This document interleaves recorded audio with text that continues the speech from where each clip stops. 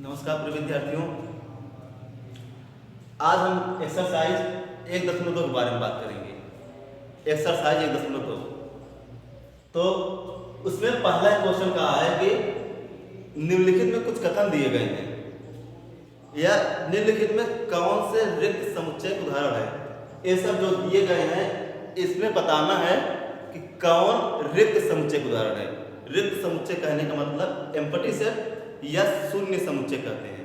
तो कौन कौन से शून्य समुच्चय के उदाहरण हैं। तो प्रिय विद्यार्थी एक बार हम फिर बता दें, रिपीट कर दें कि ऐसा समुच्चय जिसमें एक भी अवयव न हो वह शून्य समुच्चय कहलाता है या रिक्त समुच्चय कहलाता है या हम कहें एम्प्टी सेट कहलाता है। तो हमको इसी में से दर्शाना है कैसे समुच्चय रिक्त समुच्चय हो अगर कोई भी अवयव न हो। तो जैसे पहला दिया गया है 2 से भाज्य विषम प्राकृतिक संख्या का समुच्चय। तो कह रहा है बताइए कि 2 से भाज्य जो विषम प्राकृतिक संख्या का समुच्चय है क्या वह एक शून्य समुच्चय है। तो पहले हम इसका समुच्चय रूप में लिखे। तो कहने मतलब देखिए पहले हम देखें विषम प्राकृतिक संख्या। विषम प्राकृतिक संख्या का समुच्चय क्या होता है 1 3 5 7 डॉट डॉट इंफिनिटी तक। तो क्या हम देख रहे हैं इस विषम संख्या में कोई ऐसी संख्या है जो 2 से विभाजित हो रही है या 2 से कट रही है, क्योंकि अगर 2 से भाज्य विषम प्राकृतिक संख्या समुच्चय। तो हम देख रहे हैं कोई भी ऐसी संख्या नहीं है जो विषम संख्या को 2 से विभाजित कर दे। मतलब कोई भी ऐसा संख्या नहीं है जो 2 से विभाजित हो जाए। तो विषम संख्या जब कोई नहीं है जो 2 से विभाजित हो जाएगा तो यह क्या कहलाएगा। पहला आपका ये रिक्त समुच्चय है। रिक्त समुच्चय को फाई द्वारा भी प्रदर्शित करते हैं। फाई द्वारा भी प्रदर्शित करते हैं। तो पहला क्या है रिक्त समुच्चय है यानी शून्य समुच्चय। तो इसमें देख रहे हैं कोई भी अवयव नहीं होगा जो 2 से विभाजित होगा, इसलिए क्या है शून्य समुच्चय। अब दूसरा कर रहे हैं सम अभाज्य संख्याओं का समुच्चय। क्या सम अभाज्य संख्या का समुच्चय एक रिक्त समुच्चय है। तो सम अभाज्य संख्या क्या जानते हैं 2। तो सम अभाज्य संख्या क्या होती है 2। 2 क्या है एक सम संख्या भी है सम अभाज्य संख्या भी है। तो क्या कहेंगे 2 एक सम अभाज्य संख्या हो गई। तो हम जानते हैं रिक्त समुच्चय की परिभाषा से ऐसा समुच्चय जिसमें कोई भी अवयव न हो तो वह क्या कहलाता है रिक्त समुच्चय। लेकिन यहाँ 2 आ रहा है, देखिए 2 जब 2 आ गया तो क्या है कम से कम एक अवयव आ गया, इसलिए क्या है एक रिक्त समुच्चय का उदाहरण नहीं है। यह एक रिक्त समुच्चय का उदाहरण नहीं है। अब तीसरा देखें।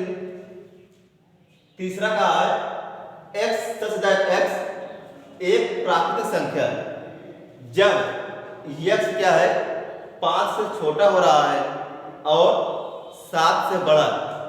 तो कहने का मतलब हमारा है यह क्वेश्चन क्या कर रहा है जो x है एक प्राकृतिक संख्या है। प्राकृतिक संख्या क्या होती है 1 से शुरू होती है अनंत समाप्त होती है। लेकिन यह कंडीशन पूछ दिया है x जो हो रहा है 5 से छोटा हो रहा है लेकिन 7 से बड़ा। तो x का कोई ऐसा मान जो 5 से छोटा हो 7 से बड़ा हो ऐसा कोई भी मान नहीं है, क्योंकि 5 से छोटा 4 होगा 3 होगा, लेकिन 5 छोटा 4 3 होगा, लेकिन देखिए 7 से बड़ा 8 9 होगा।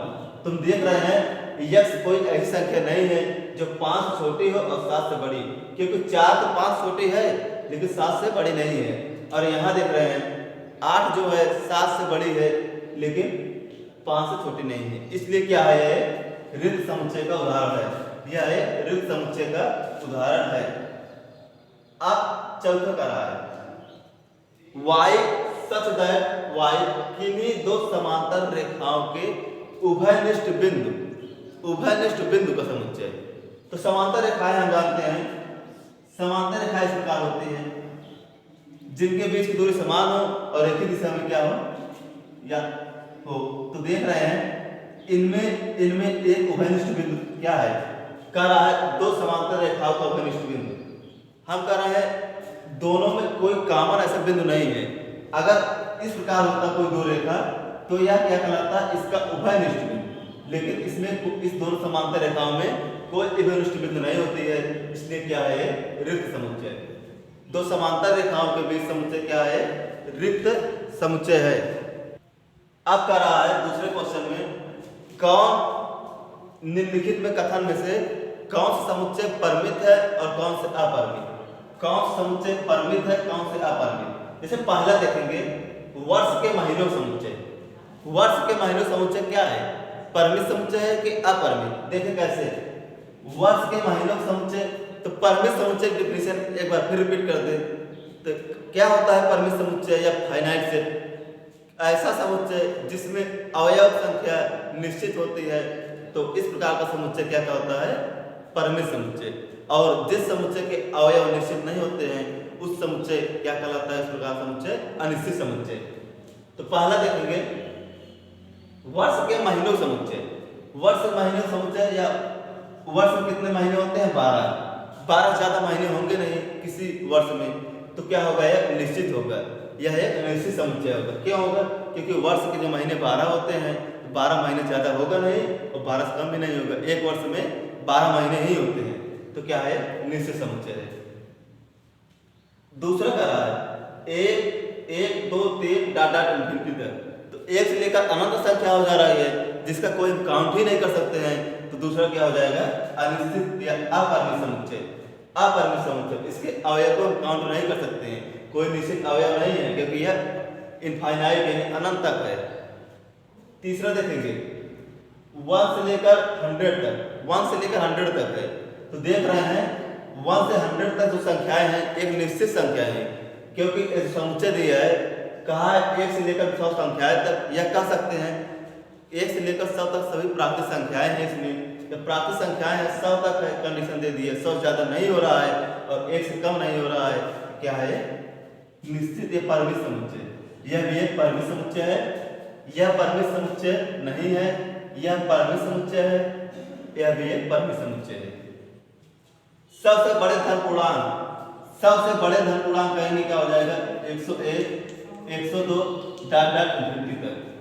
क्या है सबसे बड़े धन पूर्णांक, इन्फिनिटी तक हो जाएगा, इसलिए क्या है यह भी एक समुच्चय परिमित समुच्चय नहीं है, यह क्या है अपरिमित समुच्चय, यह भी एक अपरिमित समुच्चय है। अब 99 छोटे अभाज्य पूर्णांक समुच्चय, 99 छोटे कौन कौन से हैं, 97 93 अभाज्य कह रहा है, 89 87 जो कि एक निश्चित संख्या है और सब छोटे 2 है, इसलिए क्या है परिमित समुच्चय है, परिमित समुच्चय। पांचों क्या है परिमित समुच्चय है और बाकी आपका जो हमने बता दिया है। अगर इस प्रकार कहीं भी कोई प्रॉब्लम होती है पूछिएगा। बस आज के लिए इतना ही। अब तीसरा सवाल है उसको आप लगाइएगा, अगर ना समझ में उसको पूछिएगा। बस आज के लिए इतना ही, धन्यवाद।